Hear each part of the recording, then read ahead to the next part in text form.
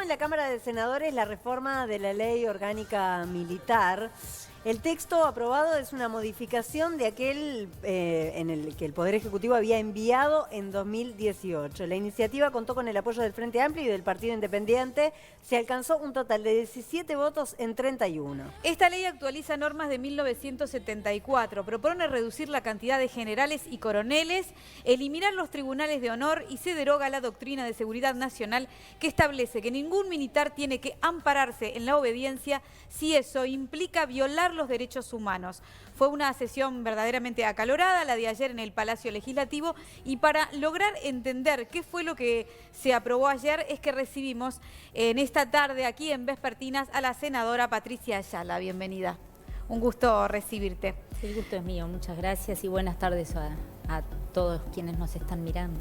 Bueno, parece que hay un consenso en que la Ley Orgánica Militar, que databa de 1974, estaba necesitando un cambio, pero que se critica que fue apresurada la resolución y además estamos en campaña electoral, ¿no? ¿Por qué se decide ahora, luego de 15 años del gobierno de Frente Amplio? Si miramos del año 74 hasta ahora y pensamos que es apresurado, me parece que ya estamos hablando de diferentes tiempos de cada uno. Por otro lado, realmente en lo personal lamento que esto no se haya reformulado antes y hasta previo a los gobiernos del Frente Amplio. De hecho, no se hizo así. Una vez que ingresa el Frente Amplio al gobierno, a partir del año 2006, empieza un proceso de discusión a nivel nacional y bastante amplio en lo multipartidario, que culmina ese proceso con la ley que se aprobó en el 2010, que refiere a la Ley Marco de Defensa Nacional.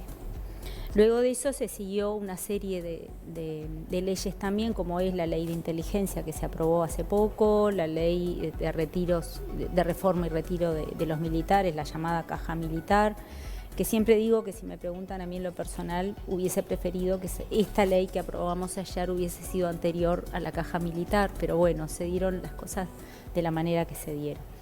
Y esta que ayer terminamos de aprobar viene también de un proceso largo de elaboración, primero dentro del Ministerio de Defensa, porque hace ya un tiempo que se le pidió al Estado Mayor de la Defensa, al ESMADE, que elaborara un proyecto primario, vamos a decir, como base de inicio de una discusión. Así lo hizo y así se dio la discusión después, con todos los actores pertinentes dentro de ese ámbito para la discusión. Desde una pregunta, porque esto como que me preocupa en este sentido. Desde ese proyecto inicial o esa pauta que mandó el ESMADE a lo que se hizo en el Palacio Legislativo, ¿hubo un camino en el que se volvió a consultar a las Fuerzas Armadas o no? Es que estuvieron siempre.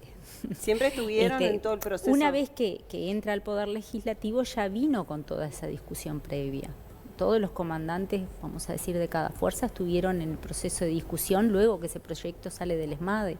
Sale del ESMADE, va al Ministerio y en el Ministerio se da todo ese proceso de discusión que tú me preguntás. Pero entonces, ¿por qué Manini Ríos dice que está...? Él estuvo en la discusión del proyecto también, más allá de que en todo lo que se planteó en la mesa, yo no estuve en ese proceso, debo aclarar, pero sí creo que en todo lo que se planteó en la discusión hay cosas que se plantearon que se las tomó para luego modificar o implementar en el proyecto, hay otras que no, como en todo proceso de discusión y de negociación que se hace en algún ámbito. ¿Por qué dice que está hecha desde el rencor?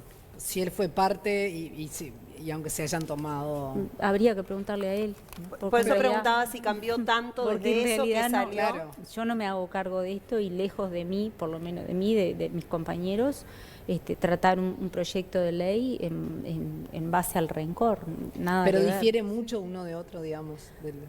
Una de las cosas que dice es que deja afuera de muchas cosas a los familiares de los militares.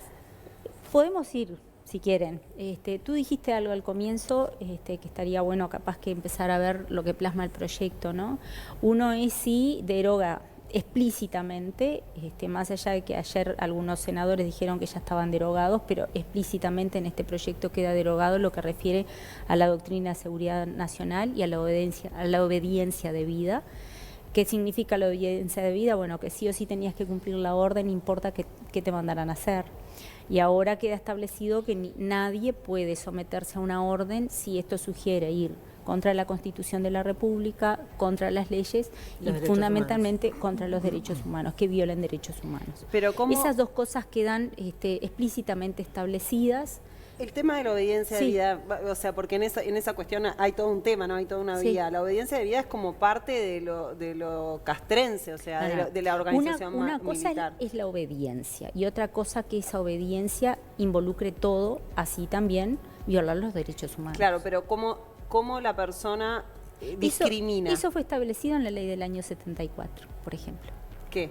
Lo de la obediencia de vida, ¿ah? Que es parte que hasta ahora estaba, hoy con este proyecto explícitamente se lo deroga, pero que hoy le queda claro a toda la población de que eso ya no existe más en este país, que eso no estaba tan claro anteriormente, ¿no? El tema, yo creo que todos, con todo este trayecto que hemos tenido luego del año 85 para acá, con todos los gobiernos democráticos que hemos tenido, este proceso que ha vivido el país, creo que nadie en la población está ajeno de lo que es derechos humanos o la violación de derechos humanos, ¿no? Claro, lo que pasa es que, digo, obvio, los derechos humanos sí, pero es fina la línea cuando vos sos un subordinado. O sea, cuando, por ejemplo, va en contra de ti mismo. Por ejemplo, ¿qué es lo personal y qué es lo profesional dentro de eso? Hay un montón de líneas finas. No, eso, no, por eso entiendo lo que me decís. De todas maneras, y la creo que obediencia de hay... vida creo que está como negativa en el entorno en el que estuvo. Porque sugiere todo, no importa qué, vale todo. Hoy estamos diciendo que no vale todo, que hay algunas cosas como violar la Constitución, violar las leyes y los derechos humanos no están comprendidos dentro de la obediencia que se debe el subalterno al superior. Torturar, por ejemplo. Torturar, por ejemplo, matar, por ejemplo. Esas cosas no están comprendidos dentro del mando, vamos a decir, de la obediencia que va de arriba hacia abajo, ¿no? Bueno. Y la obediencia que debe el subalterno a su superior. Tenemos unas plaquitas que vamos a compartir ahora con nuestros televidentes y contigo, porque, por ejemplo, el senador Bordaberry habló de que algunos artículos son manifiestamente inconstitucionales. El 165, a ver si lo tenemos por ahí. ¿Es inconstitucional? Cada fuerza tiene plazo máximo de 2 años para elevar a la Asamblea General los proyectos modificativos de sus leyes orgánicas. ¿Es inconstitucional que cada una de las fuerzas deba establecer en su propia ley orgánica la integración de sus cuerpos? No, para nada. De hecho, este proyecto de ley no lo elaboramos nosotros, vino del Poder Ejecutivo, lo discutimos nosotros, sí lo modificamos nosotros, porque eso es potestad del Poder Legislativo, o sea que de la misma manera cada fuerza va a elaborar su carta orgánica que luego va a elevar a consideración del Poder Legislativo. ¿Y qué es lo proceso. que dice Bordaberry que es inconstitucional de eso? Bueno, hay pila de cosas que ayer, por ejemplo, otra de las cosas que dijo Bordaberry es que se estaban creando cargos con el artículo 34 y después cuando se le dijo que en ningún artículo del proyecto se crean cargos, él dice, bueno, sí, en realidad no se crean cargos. Entonces, bueno, vayamos a preguntarle, Pero hay vayamos a una preguntarle a reducción Bordaberry. y un aumento en determinados cargos. Eso también creo que lo tenemos. No, vamos a revisar la placa y lo conversamos. Sí, y chequeamos. nos lo Hay explicás una así. reducción, sí, en algunos. Por ejemplo, se reducen de 16 a 12 los generales del ejército. Allí lo vamos viendo. Se aumentan de 6 a 7 los generales de la Armada. Se reduce de 197 a 130 los coroneles para el ejército. Se reduce de 97 a 76 en la Armada y se aumenta de 39 a 45 los coroneles en la Fuerza Aérea. O sea, hay en algunos casos que se reducen y en otros que se aumentan. Exacto. No se refiere a Para eso. decirles un poco este proceso de discusión, antes de venir al Parlamento el proyecto de ley, el número de 130, que fue lo que al final se votó, digo este número porque fue el que más ahí me quedó, desde las fuerzas plantearon un número de 152. El Ministerio de Defensa en esa discusión estipuló el número en 145, que fue como lo envió al Poder Legislativo. Y luego en la discusión en el Poder Legislativo queda estipulado en 130. Para decirles un poco cómo estuvo la discusión, sí, y cómo todos estuvieron en ese proceso. Y en la ¿no? comisión, en el Poder Legislativo, en la comisión, se tomó en cuenta, o sea, se tomó digamos, las palabras de expertos o qué se tomó en cuenta como para tomar las definiciones de los cambios que se Bien. introdujeron? La discusión mayoritaria se dio en diputados. Ujú. Hubimos algunos que estuvimos en esa discusión, no tanto en la formalidad de la comisión, pero sí en bicamerales. De hecho, también se le invitó a la oposición a sugerir cambios al proyecto y a proponer aditivos, Y modificativos. se hicieron y varios todo. cambios ahí, ¿no? Se fueron trabajando, sí. Entonces, en ese proceso sí tomamos más que nada a quienes fueron a la Comisión de Diputados a trabajar este proyecto. Nosotros en el Senado definimos aprobar el proyecto como vino de diputados, no le hicimos modificaciones. ¿no? Por eso te cuento esto. Ahí está. Un poco para ordenar también, porque me interesa que quede claro algunas cosas que se han dicho, más allá de las constitucionalidades o inconstitucionalidades, que a veces a la gente directamente esto no le llega tanto, sino que sí le llega, Claro, por pero es ejemplo, importante. sí le llega el hecho que hoy se está diciendo de que se están minimizando lo que refiere a los derechos a la tropa. Sí, se Y está en- diciendo desde la oposición que, Sí. que los más humildes, Que se está los coartando soldados, subalterno. rasos, sí. Nosotros- perjudicados. Los más exactamente. Y nosotros realmente lejos de compartir eso que se está diciendo. Yo creo que ahí hay no voy a decir porque estaría suponiendo algo que es del otro y no es mío, entonces me parece que no está bueno. Pero concretamente desde nuestro punto de vista acá lo que estamos haciendo es reafirmarle los derechos a la tropa. De ¿Por hecho, qué? ¿Por qué dicen te que cuento, están- te cuento. De hecho, hasta ahora todos sus derechos estuvieron plasmados en alguna normativa interna del ministerio, pero no tenían un rango legal. Hoy se le dio rango legal a partir de este proyecto de ley. Una de las cosas que se inserta, para poner un ejemplo, en estos derechos, la tropa, año a año firma contrato nuevo. Todos los años está firmando contrato para renovar contrato. Lo que queda establecido en el proyecto es que pueden firmar contratos hasta por 2 años, en algunos casos excepcionales, pero que luego de 10 años de mantenerse en la función, esos contratos van No a lo pueden ser cesar automáticos. por no renovación, claro. Exacto. Entonces, eso le brinda al personal subalterno una estabilidad laboral que hoy no la tiene, porque hoy firman contratos anuales hasta el día que se van jubilados. Entonces, O sea que un año que a pueden los no 10 renovarles, digamos. Puede pasar eso. Puede pasar, sí, claro, de hecho pasa y de hecho en algunos momentos ha pasado a lo largo de la historia que no se le ha renovado a alguien porque bueno, Por otras cosas. por el superior decidió no hacerlo. Claro. O sea, hoy por hoy, ¿qué pasa? El personal de tropa, el personal militar en general, del Ministerio de Defensa, civiles y militares, los civiles ya la tienen, pero los militares no, pasan a tener el rango de funcionario público, que hasta ahora no lo tenían. Y esto hace y conlleva a que estén bajo el paraguas de los derechos y por supuesto que de las obligaciones de lo que refiere al funcionariado público. Eso del Entonces, funcionariado también público es parte de la ley orgánica, Sí, del sí. cambio de la ley Sí, sí, orgánica. Eso sí. lo introduce esta ley orgánica. queda hoy y eso- estipulado como funcionario público, que claro, hasta ahora y- no estaba. ¿Y eso se puede hacer en año electoral? Si hasta marzo era el último momento en el que se podían contratar más funcionarios públicos. De hecho, ellos están y son. Hoy lo que se está cambiando es la terminología y se le Bueno, está pero dando ese sobre rango. otra figura, Pero, ¿no? ¿eh? Que estaban Pero bajo no otra estaban figura. contabilizados. Estaban bajo otra figura, sí, pero hoy desde ¿No? todo punto de vista, son funcionarios públicos, siempre lo fueron, no tenían ese rótulo que hoy lo tiene. Y realmente es parte también de consolidar los derechos de la tropa. Digo esto porque como están diciendo que la tropa va a perder derechos y que se va a ver perjudicada con el proyecto, todo lo contrario. Patricia, ¿qué pasa con la misión de las Fuerzas Armadas? ¿Cambió? Queda estipulado, no cambiaron, en realidad las terminologías, las misiones y eso no cambiaron. Cambiaron algunas porque se establecieron como fundamentales y algunas secundarias, ¿no? Dentro de las secundarias sí hay algunas que se le han adjudicado más, como por ejemplo la protección de la biodiversidad también, son parte de pasan a tener también esa otra tarea, esa otra función.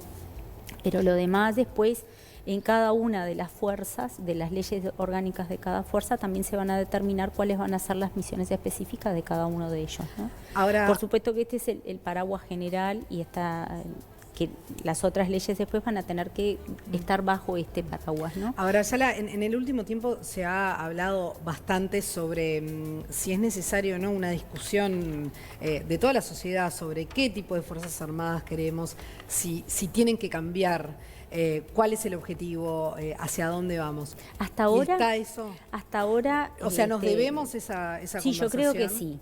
Hasta ahora he escuchado a todos, y yo también lo he dicho en algún momento, esto que tú estás diciendo, ¿no? De que, bueno, nos debemos esa discusión y de ver qué Fuerzas Armadas queremos. No escuché a nadie todavía decir alguna sugerencia sobre qué Fuerzas Armadas necesitamos. ¿Qué Fuerzas Armadas necesitamos?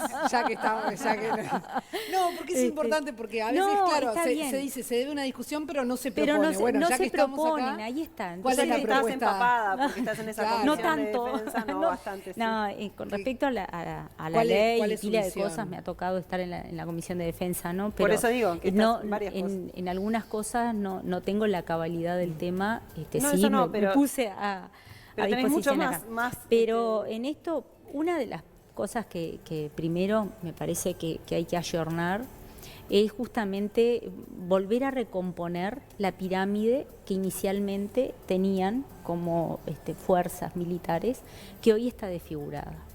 Bueno, pasando, y sí, aquí ya me miran. No, ¿en qué sentido?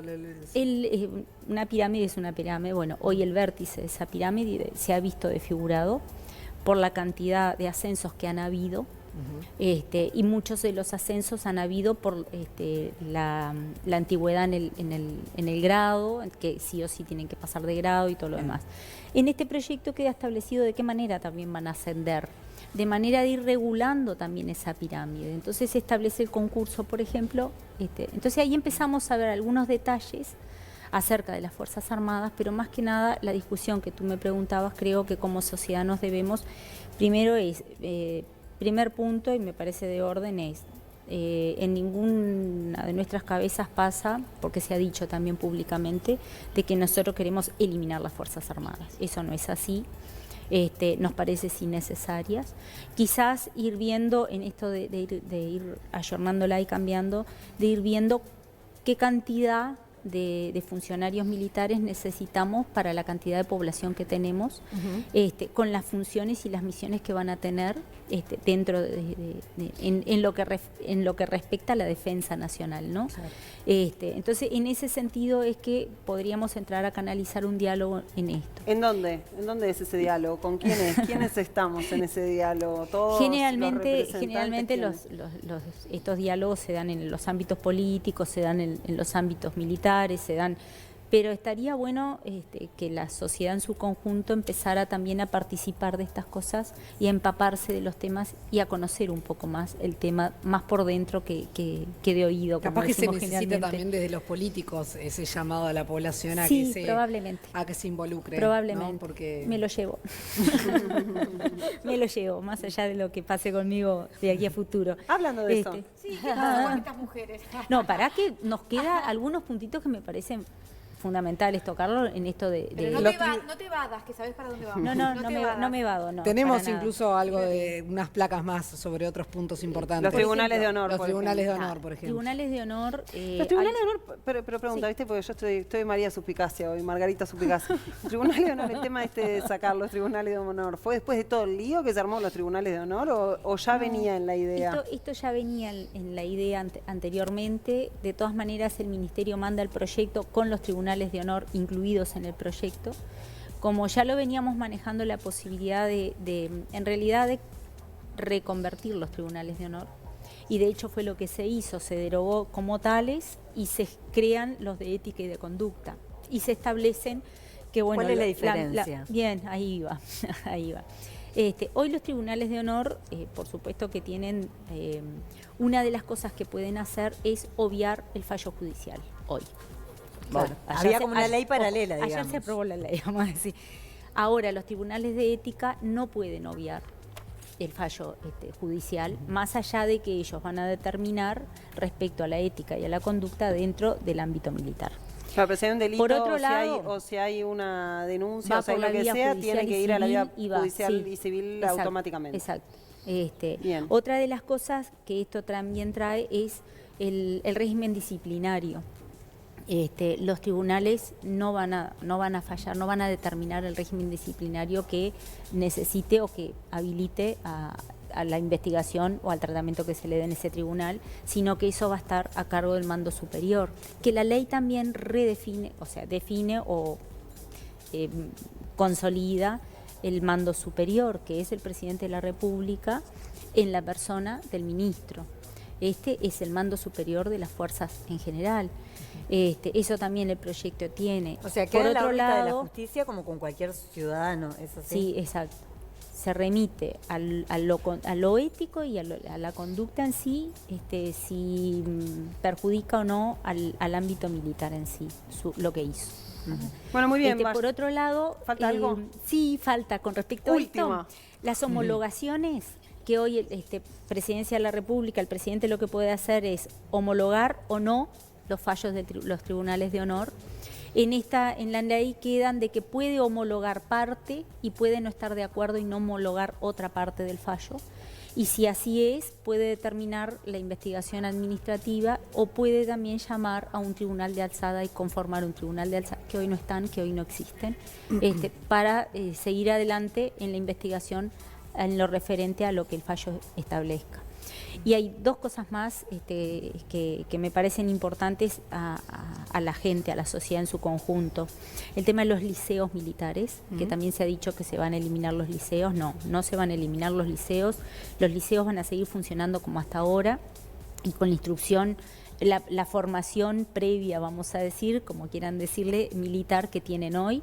Y de hecho están bajo el amparo de dos leyes, la 19.188 que hace a la educación militar y policial, porque en esa ley están las dos partes conjuntas, y también hay una ley anterior, que si no me equivoco es la 18.347, que también establece los detalles de la formación militar en sí, y que también ampara a los liceos militares en esta O sea formación. que los liceos militares siguen. Siguen, Eso es y las una gran cantinas noticia. militares siguen. No, porque se hablaba también del tipo de formación que tenían los militares y no habría que cambiarlo ayornándonos a los tiempos que vivimos. Eso se cuestionó. es otro tema y eso no va por ley, sino va por los planes de estudios después Ok. y los planes de carrera, no Claro. es por ley.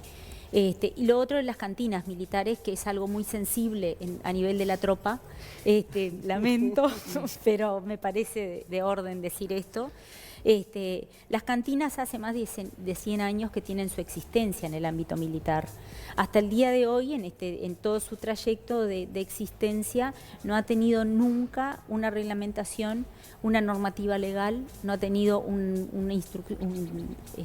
no se han institucionalizado, y de hecho el Ministerio de Defensa ha recibido en varias oportunidades observaciones de la Auditoría Interna de la Nación porque no tenían la normativa para las cantinas militares.